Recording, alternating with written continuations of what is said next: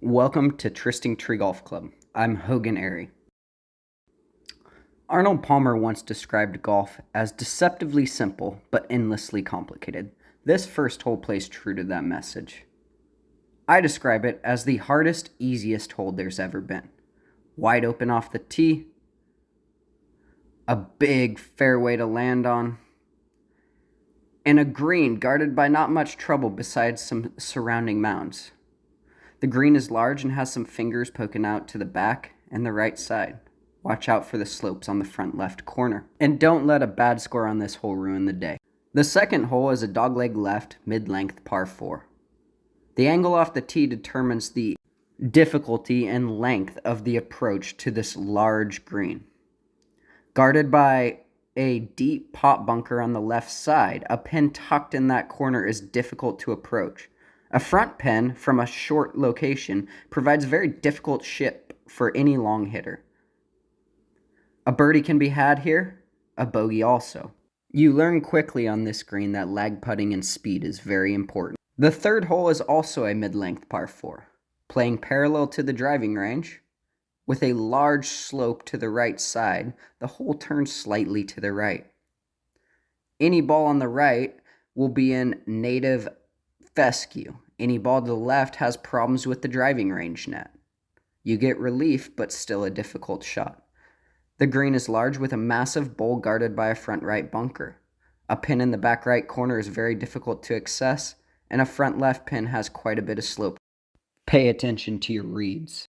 The fourth hole, a long par 3, plays into what used to be the fifth green as a par 5. Redesigned in 2016 by Dan Hickson, this par 3 provides a difficult approach shot and a difficult par. Good luck. The fifth hole was also designed in 2016 by Dan Hickson and head professional Hogan Arey. This sidewinding, meandering fairway was rebuilt and covers a lot of space. The hole stretches to 625 yards from the back tee box. The left maples cause problems to anyone that pulls their tee shot. The green, set up on a hill, plays much like a link-style green. Any pitch from the left side to a front pin will have a difficult approach, making the second shot very important. The green features a thumbprint in the middle of it and is smaller in nature. The sixth hole also repurposed a par 4 green into a par 3.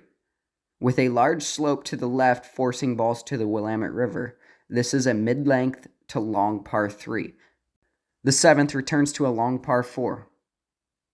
On the right side is a holding lake. On the left side, some trees to deal with. Overall, the tee shot's not too difficult, but this big ridge comes into play at about 115 yards. The green is elevated, kicking away any missed approach shot. This green typically plays a little bit faster in speed. The eighth hole is your first penal hole at Trysting Tree. A large maple tree on the left, the Willamette River, the entirety of the hole on the right, and a undulating fairway providing all types of kicks and lies. This hole is always one of the most difficult in tournament play.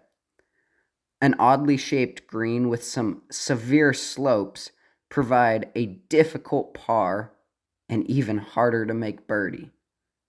The ninth hole, changed from a par 5 to a par 4, presents a big open tee shot if you can avoid the cottonwoods and the maples. A large slope into a swale at 120 yards provides interesting lies for those that try to bomb their tee shot. A green featuring a large bowl provides some unique shelves for pin locations in tournament and daily play. Lag putting is very important. The back nine starts with your first forced carry of the day over the slough. Don't take on the right side if you can. The left side's wide open. Danger lurks on the right. Not long, but accuracy is necessary. This green has a false edge on the right side, kicking away any ball that is struck with an open face. The green is large, and yet again, speed control very important. The 11th hole, also a forced carry, is a short par 4. Long hitters will try to gear up and drive this green. The right side in the summer dries up, and the winter provides a lake. It challenges those to keep their long hit in play. Any hook will find long fescue.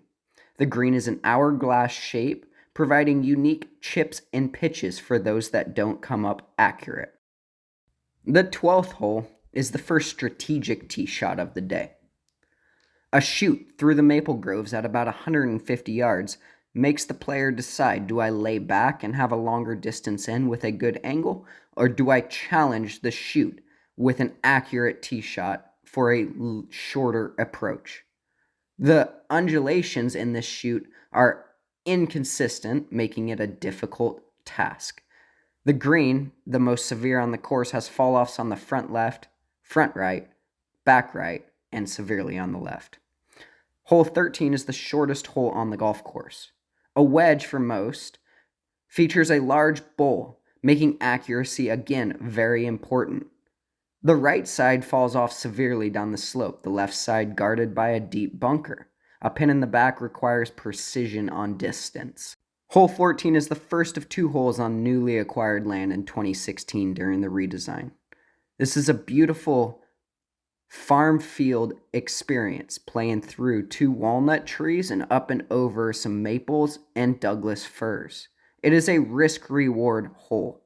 The player is questioned on if they challenge the green in 2 over the trees, or do they play wide to the outside to provide an easy and longer approach shot. The green is narrow in the approach and has some wobbly undulation. These mounds will kick away any errant approach shot, making it a difficult task to reach in 2. 15 is a long par 4 into a western wind, plays very difficult. A swale at about 200 yards out will catch and not let any short hit release, making the approach even longer. Any drive up the left side could find the speed slot, but that also tests the out of bounds. The green, smaller than most on the course, features 2 tiers and some very difficult pin locations. A water holding pond behind the green will catch any ball that goes long. A great hole built by Dan Hickson. The 16th is a par 5, a tee shot through the maple shoots.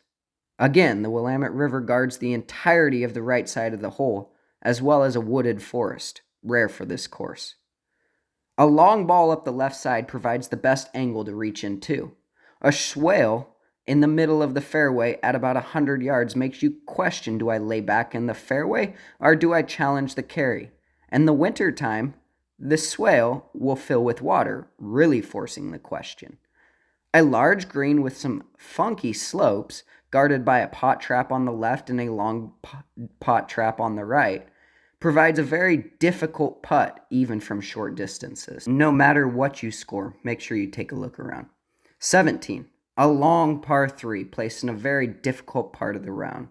A 2-tier green requiring long clubs to get into the approach can be very difficult, and a par is tough.